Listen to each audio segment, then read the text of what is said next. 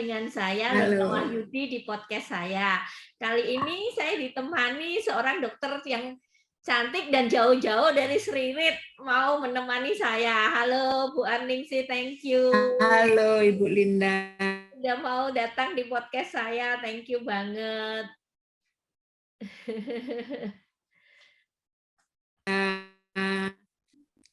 Bagaimana Bu Linda, sehat-sehat? Sehat Ibu dokter. Ya, Ibu Linda selalu ceria ya. Ibu, Imunnya bagus. terima kasih Ibu. Ibu boleh nggak nanya-nanya ini Bu? Boleh. Ya, sudah berapa Apa lama sih ditanya? Ibu menjadi dokter Bu? Udah berapa tahun Bu? Cukup lama ya. Kira-kira saya lulus 90, berarti 31 tahun. Lama Wow, ya? lama. Terasa ya, lama Nah, sekali. begitu lulus langsung praktek Bu? Enggak, saya kan harus waktu itu masih zaman-zaman harus kerja crash program namanya. Jadi saya pergi ke daerah terpencil crash Oh, program, ikut oh, jalurnya pemerintah. Jadi saya pergi ke Sulawesi Tenggara, jauh oh, oke. karena saya 3 tahun 3 tahun di sana sih. ya di Pulau Buton namanya. Oh, Pulau oke. ya. Jadi memang cita-citanya dari kecil jadi dokter atau disuruh orang tua ya, Ci? Kalau dari kecil sih saya enggak jelas ya mau cita-cita apa. Nanti waktu SMP juga udah belum tahu, belum ada gambaran. Nah, nanti pada waktu SMA nggak ngerti saya juga ya, tiba-tiba kepingin jadi dokter, Gitu kepingin ya, Ci? bisa merawat orang begitu, sampai-sampai Oke. saya ngomong sama saya, wah kalau saya nggak bisa jadi dokter, soalnya kan rasanya di keluarga kita dulu-dulu kan, zaman dulu kan dokter jarang ya, nggak Ya. kepikir. Tapi saya kepingin ngerawat orang, jadi kalau nggak bisa jadi dokter, biarlah saya jadi perawat. Ternyata saya bisa diterima. Jadi syukur sama yang di atas. Ci memang asli Bali ya? Iya, saya lahir di Bali, besar di Bali. Oke, terus kuliah kedokterannya di mana, Ci? Di Denpasar, di UNUD. Oh, di UNUD. Ya, Oke, Ci. Ketika kuliah nih, ceritanya kuliah kedokteran kan tidak mudah. Harus belajar ya tekun. memang Sedangkan betul. maaf ya, yang jurusan-jurusan lain mungkin bisa lebih sedikit santai. Hmm. Nah, apa waktu itu Cik nggak merasa, aduh ngapain sih aku berat-berat belajar gini gitu? Rasanya enggak loh, saya menikmati belajar karena mungkin waktu kecil saya jarang belajar ya. Terus terang waktu kecil saya jarang belajar, jadi saya waktu kecil ya bisa main, puas mungkin mainnya. Jadi waktu mulai SMA tuh saya serius belajar, apalagi setelah kuliah, karena kan saya kepingin kuliahnya lancar, jadi saya betul-betul rajin belajar, nggak ada waktu lagi kita main-main gitu, nggak, serius fokus untuk belajar. Kalau Saya cepat, liatin teman-teman yang lain main gitu, nggak ada perasaan pengen main atau aduh kok enak ya mereka gitu? nggak itu, saya memang kepinginnya supaya namanya kita sekolah ya, supaya bisa cepat selesai. Jadi betul-betul kan kita menikmati pelajarannya semua. Cik, Mungkin karena ya, setelah benar-benar ya. jadi dokter, Hmm. apakah sesuai dengan yang Cik bayangkan atau cita-citanya Cik? Sesuai nggak? Maksudnya, oh ini passion saya memang di sini. Sesuai nggak Cik? Eh, Ya, pertama-tama begitu lulus kan kita masih belum terbiasa ya, belum biasa gimana, masih bingung lah. Tapi lama-lama kita jalani jadi terbiasa, nggak masalah. Lama-lama kita jalani, saya menikmatinya terus terang, bisa melayani orang, karena kan jadi dokter itu adalah pelayanan kepada orang. Jadi saya bisa menikmatinya. Mungkin passion saya begitu, jadi bisa melayani orang. Jadi saya menganggap pekerjaan itu tidak berat. Cik, sorry ya. Anak-anak Ya, muda sekarang, memang nggak semua ya. Anak-anak muda sekarang. Ya. sebagian maaf nih menganggap kalau jadi dokter Ya. itu maaf apa ya, lambat untuk jadi kaya. Maaf ini dalam tanda petik ya, pikiran anak muda. Iya, iya, enggak masalah kok. Nah, mereka punya pikiran bahwa bisnis itu lebih cepat untuk jadi kaya. Ya, memang. Nah, Ya. sehingga sebagian dari dokter yang sudah lulus pun akhirnya larinya ke bisnis. Ada beberapa yang saya Ya. tahu itu larinya ke Ya, bisnis. memang. Oke, apakah Cik pernah terbersit? Waduh, maksudnya ya tadi itu ya bersifat pelayanan. Jadi kalau untuk menjadi kaya itu kan maaf ya Cik ya, kan agak Ya. nggak dekat gitu. Ya. Kecuali ya Itu. spesialis itu lain kata ya Cik, lain kata Ya. itu. Apakah Cik pernah Ya. terbersit? Aduh, kok enakan bisnis ya? Atau aduh, ya mungkin daripada maaf melayani di kota yang kecil atau daerah kecil, kan mendingan aku ngambil spesialis terkenal di kota yang besar sehingga cepet balik modal. Maaf ya Ci, itu balik modal. apakah pernah ya Ci seperti itu? Wah, kalau saya enggak itu, saya enggak pernah kepikiran bahwa saya jadi dokter harus kaya ya. Soalnya tujuannya bukan untuk supaya kaya, tujuannya ya supaya bisa melayani orang dengan baik dan membantu orang-orang yang sakit gitu. Memang ada tergantung individunya sih ya. Kita setiap orang kan punya cita-cita. Ada yang ingin jadi orang kaya, ada yang ingin menjadi orang terkenal dan kaya, kan macam-macam. Nah, jadi tergantung individunya, tergantung orangnya. Jadi Maaf, saya enggak pernah punya pikiran supaya balik modal sih. Maaf, enggak, kedokteran kan mahal enggak. banget. Mahal banget sih waktu zaman saya rajin ke perpustakaan, jadi saya jarang beli buku juga. Kan di perpustakaan banyak bukunya, jadi saya selalu minjem bukunya di perpustakaan. Jadi modalnya besar sekali sih enggak, cuma memang lama sekolahnya. 6 tahun baru lulus. Itu waktunya yang lama. Biayanya sih kalau saya enggak, apalagi saya tinggal di Denpasar. Kalau mungkin zaman sekarang yang mahal ya sih kedokteran itu ya sih. Ya, nah zaman sekarang ini kan masuk kedokteran tuh biayanya untuk diterima di fakultas, apalagi yang terkenal itu uang gedung, uang gitunya, waduh, ya memang itu yang zaman sekarang mungkin berbeda. Zaman saya dulu uang sekolah murah kok. Iya, mungkin karena dulu dokter masih dibutuhkan banget ya sih. Kalau sekarang mungkin sudah banyak jadi mahal. Iya, mungkin karena gini loh, peminat banyak. Nah, jadi universitas mencari uang dengan membuka fakultas kedokteran dengan uang gedung yang mahal. Di sana mereka cari uang. Mungkin saya hanya berpikir seperti itu. Mungkin aja bisa salah saya. Iya, ya. Cik, nah kan suaminya Cik juga dokter. Sama-sama Ya. mengabdi penuh di Sririt itu apa? Kota kecil atau kota kabupaten atau apa ya, Cik? Kecamatan. Kecamatan. Oke. Ya. Jadi dua-dua melayani di kecamatan total dari pagi sampai malam, ya. Nah, gimana Cik bisa mengimbangi? Maksudnya ya ada me time atau ada kebersamaan dengan suami atau bagaimana, kan full ya. Kalau dokter itu kan kayaknya miliknya masyarakat gitu. Jam berapapun mereka butuh ya dia langsung datang. Iya. Dulu pada waktu zamannya suami saya praktek sendiri, mungkin dia sering diganggu ya, jam berapapun dia digedor sama orang. Tapi kemudian semakin lama kita rumahnya kan antara pintu sama tempat tinggal itu jaraknya agak jauh. Jadi kita tidak diganggu. Kita kan jam prakteknya sudah jelas, pasang plang jam sekian sampai jam sekian.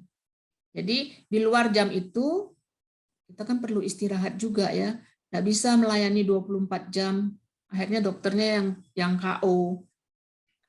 Nah, sekarang bagus di Seririt sudah ada rumah sakit. Ada 2 malah. Jadi sepertinya tidak terlalu masalah sih. Kita bisa istirahat. Kita hanya kerja pada jam-jam jadwal kita praktek itu pagi sama sore. Di luar itu kita tidak menerima pasien. Jadi bisa istirahat masih. Ci, nanya lagi nih. Sudah jadi dokter lama, sudah mapan, ilmunya sudah oke lah, sudah praktek bertahun-tahun. Loh, kok masih ada semangat yang menggebu-gebu belajar lagi tentang hipnoterapis?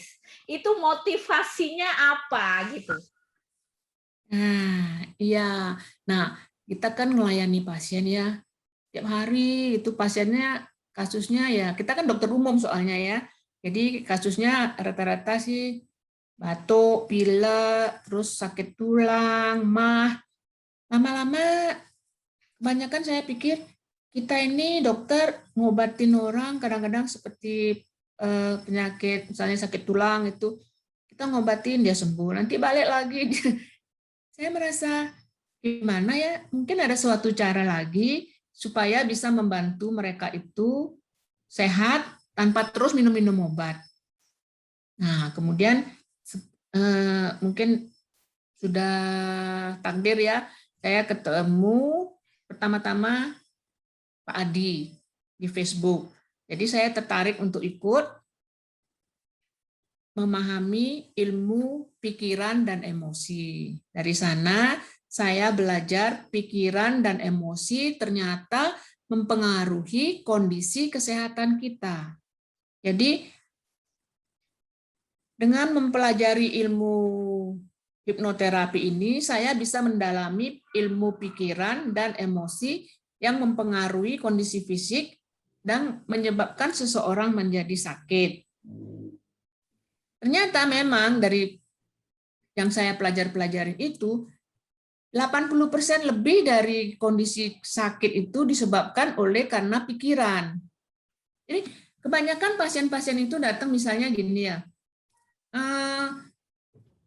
dok saya sakit mah udah lama, terus makan teratur, nggak minum kopi, tapi dia tetap terus sakit sampai pindah berobat kemana ke sana sini. Nah, dengan ilmu pikiran ini kita tahu bahwa ternyata penyebabnya itu karena dia terlalu stres. Nah, dengan belajar ilmu pikiran dan emosi, saya bisa membantu pasien-pasien itu, ibu atau bapak, penyebab dari masalah ini adalah ada sumbernya. Kalau sumbernya itu kita tidak atasi, maka penyakit ini akan terus berlanjut. Jadi dengan ilmu yang saya pelajari dari Pak Adi ini, saya bisa manfaatkan untuk membantu pasien menyadarkan, begini loh kondisi ini ada penyebabnya. Yang diatasi penyebabnya, bukan gejalanya saja. Jadi saya beruntung bisa dapat belajar hipnoterapi. Jadi ceritanya sekarang ini paket komplit. Saya gini, saya praktek seperti biasa, saya hanya menawarkan hipnoterapi kepada pasien-pasien yang misalnya gini, dia sudah berobat lama, ada yang sampai sakitnya 13 tahun tidak sembuh-sembuh, atau saya lihat, pernah saya dapat gini, kutil itu penuh itu di tangan. Saya tidak pernah melihat kutil sebanyak itu, penuh sampai di tangan. Jadi saya pikir mungkin ada sesuatu ya di dalam dirinya yang menyebabkan dia itu begitu. Terus saya tawarin ke pasien ini. Pasien itu berobat ke saya bukan karena kutilnya. Dia berobat karena batuk pilek. Tapi saya melihat tangannya penuh kutil, terus saya tawarkan, Pak, ini tangannya kok banyak sekali. Iya Bu, saya sudah ke spesialis, sudah dibakar, ini sudah lama tidak sembuh-sembuh, saya sampai bosan, sudah bertahun-tahun. Terus saya tawarkan, Pak, karena itu saya nawarkan hipno itu kepada pasien-pasien yang sudah penyakitnya sudah terlalu lama, dia sudah keliling-keliling ke Balian, ke dokter spesialis, sudah puluhan kali dah nggak sembuh-sembuh, baru saya tawarkan. Enggak semua pasien saya tawarkan hipno. Nah, akhirnya Bapak itu setuju dia mau mencoba. Nah, ketemu akhirnya sudah dia mau mencoba di hipno, ternyata ketemu penyebabnya. Nah, penyebabnya itu diatasin, tangannya sembuh. Nah, itu lebih memperkuat keyakinan saya bahwa ternyata bahwa badan ini sebenarnya bisa kita ajak komunikasi, bisa kita ajak dialog gitu supaya dia itu bersedia untuk menjadi sehat. Gitu. Kalau kita memanfaatkan badan ini, kan sebagian orang menganggap bahwa tubuh ini hanya seperti apa ya, casing, hanya casing untuk jiwa. Jadi bisa memanfaatkan ego kita, memperalat tubuh untuk makan yang enak-enak, untuk bekerja keras, untuk wah yang enggak karuan-karuan. Padahal sejatinya tubuh ini kita harus pelihara juga, kita sayangi, baru kita bisa kerjasama, baru bisa sehat, sukses, bahagia. Itu tujuan saya, Luar Bu Linda. biasa, Bu. Saya jadi terteguhkan, termotivasi.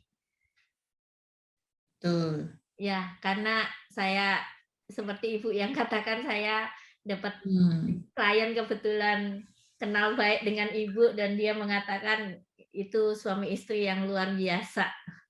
Saya banyak dibantu. Jadi terima kasih Sama-sama. banyak untuk meneguhkan saya. Jadi saya semakin mantap menjadi seorang hipnoterapis, Bu. Terima kasih. Ya. Nah, Saya tahu Bu Linda banyak membantu orang juga. Saya tahu pengalamannya Bu Linda membantu orang yang sudah pun susah, tidak bisa ngomong, gugup, gelisah, dibantu Bu Linda menjadi sembuh. Jadi meningkatkan kualitasnya mereka. Terima kasih banyak Ibu. Nah, Ibu, Ya. jadi ya maksudnya ada bedanya ya Bu. Kalau dulu Ibu sebelum belajar hipnoterapi, sekarang sesudah belajar itu jadi maksud saya lebih lengkap, lebih menyeluruh begitu Bu. Ya. Baik badan maupun pikiran. Ya, betul. Oke. Nah, itu holistik. Iya, holistik. Itu yang saya Holistik, maksudkan. Iya. Ya. Nah, Ibu, apakah Ibu juga menginginkan, kan ini suami istri dokter nih, apakah menginginkan juga anaknya Ibu juga jadi dokter? Enggak, kita tidak bisa paksa ya. Kita tidak bisa memaksa keinginan kita. Anak saya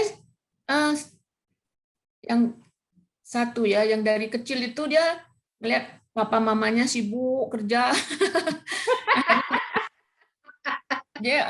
Jadi dia bilang, aku enggak mau, dia anaknya tipenya juga enggak bisa belajar. Dia pinter anaknya, tapi enggak suka belajar. Dari sejak SD itu dia sudah wanti-wanti sama papa mamanya. Pokoknya aku enggak mau jadi dokter. Dari SD dia sudah ngomong begitu. Jadi kita senyum-senyum aja ya, enggak apa-apa, jadi dokter juga enggak apa-apa. Enggak tahu tiba-tiba SMA, tiba-tiba aja dia bilang, "Ma, pokoknya sekarang aku mau jadi dokter." Iya, dia jadi rajin sekali belajar.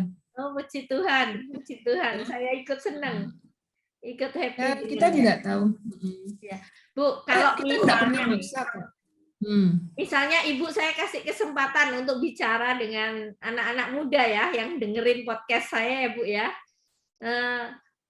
Apa yang Ibu ingin katakan? Maksudnya jangan takut loh, jadi dokter itu enak, atau jangan deh jadi dokter itu pelayanan capek gitu misalnya. Ya. Sebenarnya gini Bu Linda, apapun yang kita kerjakan, asal sesuai dengan passion kita, asal kita mencintai pekerjaannya itu, maka kita bekerjanya dengan merasa enak, nyaman, bahagia. Nah, jalanilah itu. Jangan berdasarkan karena terpaksa harus begini, terpaksa nanti malah tambah stres dan hasilnya tidak maksimal. Jadi pilihan apapun sekarang ini di zaman sekarang ini kan banyak pilihan. Misalnya kalau zaman kita dulu kan jadi insinyur, ekonomi, dokter, polisi gitu. Nah, sekarang pilihannya banyak, jadi bakery, jadi pelukis, fotografi, kan banyak sekarang pilihannya. Nah, jadi sesuaikan aja dengan passionnya dia. Kamu ini sukanya apa? Lakukan itu.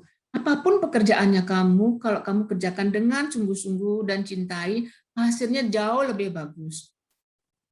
Menurut saya begitu, Bu Linda. Jadi kalau ada anak-anak muda itu yang takut jadi dokter itu sulit, belajarnya lama, terus pegang-pegang darah, pegang-pegang maksudnya jenazah gitu. Ah, Ibu pengen ngomong apa enggak apa-apa itu is okay gitu. Ya, tergantung juga kepada mereka. Kalau memang mereka passionnya mau jadi dokter, sebenarnya segala sesuatu kelihatan berat kalau kita belum jalani. Tapi kalau kita terus jalani pelan-pelan jalani, itu lama-lama biasa kok. Lama-lama biasa, Bu Linda. Bu, kalau Ibu saya suruh promosi, Bu. Apa Promosi sih apa? misalnya apa sih enaknya jadi dokter supaya banyak orang anak-anak muda tertarik, oh enak ya gitu. Ya. Oke, enaknya apa, Bu? Enaknya gini, kalau pasiennya bisa sembuh, kita merasa dia bahagia, kita ikut merasa bahagia kan, senang kan. Aduh, ternyata kita bisa membantu orang, dia senang, sehat, kita juga ikut senang, bahagia. Jadi ada rasa gimana ya? Turut bergembira, turut berbahagia, kita ikut berpartisipasi membuat mereka bahagia, sehat gitu. Bu, punya nggak saat-saat sulit, Bu, ketika menghadapi pasien atau selama Ibu jadi dokter pernah nggak ngalami saat-saat sulit yang membuat Ibu merasa capek betul gitu? Pernah nggak, Bu? Ya, terutama pasien-pasien yang suka ngeyel. Waduh, susah sekali. Kewajiban dokter, kita dokter kan ngasih tahu. Misalnya dia diabetes, Pak, Bapak harus diet, nggak boleh ini. Waduh, Bu, selama ada obat, saya mau makan apapun supaya saya puas, yang penting ada obatnya. Nah, kadang-kadang, waduh, susah juga ya kita harus menjelaskan. Adalah harus kita kewajiban kita untuk menjelaskan ke pasien kan, nggak boleh ya terserah. Kita kan jadi dokter kan tugasnya juga mengedukasi pasien kan. Nah, kalau pasiennya sudah ngeyel-ngeyel gitu, aduh kadang-kadang saya capek juga. Setiap itu kan kalau pasiennya misalnya 1-2 ngomong begitu kan enggak masalah ya, tapi kalau sekian itu kita terus ulang-ulang lama-lama capek juga jadi. Tapi Ya nggak pernah give sudahlah up ya. ya, Bu? Nah, namanya kita gimana ya? Saya merasa kita perlu mengedukasi pasien, itu kewajiban kita sebagai dokter. Kalau kita sudah mencintai pekerjaannya kita akan melakukannya dengan sekalipun kadang-kadang kita ketemu pasien, dokter ini kok gini-gini, ya sudahlah, mungkin dia begitu. Nanti yang lain mungkin pasiennya, oh ya Bu, terima kasih sudah dikasih tahu. Jadi kita lega kan. Jadi begitu ada tipe orang yang sewot begitu dikasih tahu, ada yang nerima. Jadi sudahlah yang sewot itu ya sudah, tetap kita harus menjelaskan lagi. Tugas kita soalnya, Bu. Kita Bu, harus kan itu. pernah nggak ngalami menerima satu pasien yang membuat Ibu jadi sedih banget, menjadi tersentuh, menjadi terharu dan menjadi sedih banget gitu? Iya. Nah, itu dah Bu, saya kadang-kadang sering melihat pasien-pasien yang orang miskin, kena kanker, aduh sungguh. Ya, kadang-kadang kanker itu mereka merasakan kesakitan. Nah itu saya merasa, aduh kasihan sekali. Kita tidak bisa, dia menganjurkan dia berobat, dia tidak punya biaya. Jadi itulah kadang-kadang saya merasa kasihan, dan saya termasuk juga jadi, oh berarti saya dalam keadaan sehat, saya harus mensyukuri tubuh saya sehat. Saya harus mensyukuri saya bisa bernafas. Saya harus bersyukuri saya tidak merasakan sakit. Jadi saya belajar melihat yang sedih-sedih itu, saya merasa bersyukur, Bu. Terima kasih begitu. Bu, menjadi dokter nggak pernah ada pensiunnya ya, Bu? Oh, enggak ada. Kalau kerja di Seumur pemerintah hidup. pensiun. Kalau kerja di pemerintah ada pensiun, tetapi sebagai dokter enggak ada. Seumur hidup ya, Bu, membantu orang. Ya, iya betul betul. Ya. Thank you sudah mau jadi dokter. Nah, masa COVID ini bagaimana Bu? Takut nggak Bu ngadepin? Kan Ibu tiap hari Iya, menghadapi orang sakit. iya. Terus terang kita khawatir juga ya. Jadi kita sudah pakai APD, pakai masker, pakai cap segala macam. Nah, masyarakat pakai masker itu belum terbiasa. Begitu masuk ke dalam ruangan, kita sudah pesankan, Pak, Bu, tolong masker jangan dibuka. Tapi mereka itu otomatis begitu mau bicara, masker turun. Apa?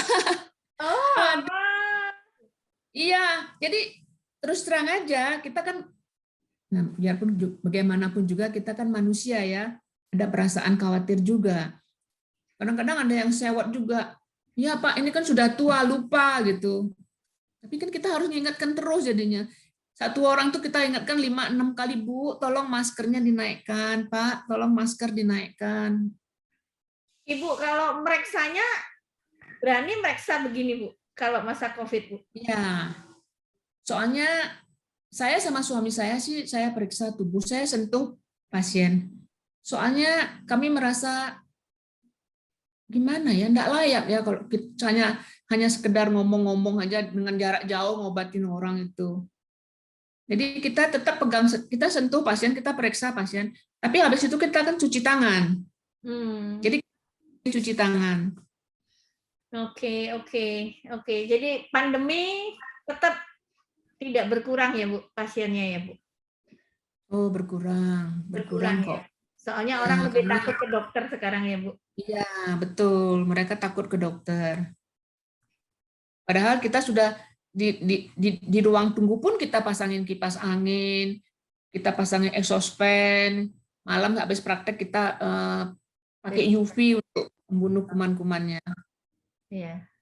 Jadi tambah repot Bu Linda, setiap habis praktek kita harus bersih-bersih lagi, ngepel apa segala macam, terus UV lagi. Udah itu kita harus langsung masuk ke kamar mandi, harus mandi dulu. Setiap habis praktek kita harus mandi. Jadi tambah repot. Oke. Jadi pelajaran buat saya juga. Saya kan tetap praktek juga Ibu. Saya pakai UV juga. Tapi oh ya bagus Bu. Ya, ya, thank you. Jadi ya mencoba untuk melindungi diri sendiri, Bu. Ya, yang penting jaga kesehatan supaya sistem imunnya bagus. Oke. Ya, Ibu Aningsih, thank you banget sudah mau berbagi di tempat saya. Saya masih ingin suatu saat ngobrol sama Bapak Dokter Pak Gede. Semoga beliau suatu saat mau ngobrol dengan saya. Pasti beliau pengalamannya jauh lebih banyak. Ya. Ya, dengan banyak kasus, pasti pengalamannya jauh lebih banyak. Ya, terima kasih banyak. Salam sama-sama Bu Linda. Ya, teman-teman terkasih yang kebetulan mendengarkan podcast kami, semoga pertemuan kami, pembicaraan kami dapat menjadi berkat bagi banyak orang, bahwa menjadi dokter itu mau dulu, mau sekarang sama, tetap mulianya tetap, pengabdiannya tetap, dan seumur hidup nggak pernah ada pensiun kalau nolong orang. Iya, betul-betul. Ya, dan saya juga kagum sama Ibu karena Ibu tetap mau belajar. Tidak puas sampai segitu, terus belajar. Iya, terima kasih Bu Linda. Orang lebih banyak. Thank you banyak ya. Sampai ketemu. Sama-sama. Sampai ketemu. Terima kasih ya.